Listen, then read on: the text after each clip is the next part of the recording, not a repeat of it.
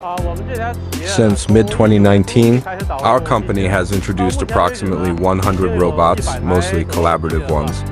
These robots, known for their lightweight build, easy exchangeability, simple setup, and cost-effectiveness, have been a valuable addition.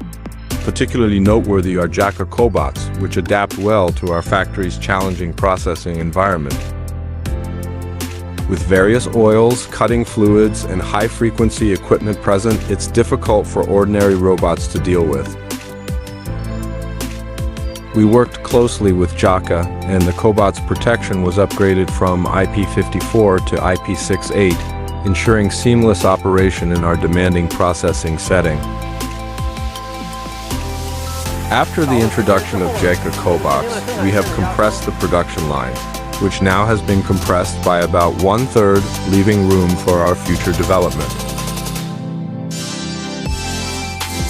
We've also cut down on the number of people working on the line.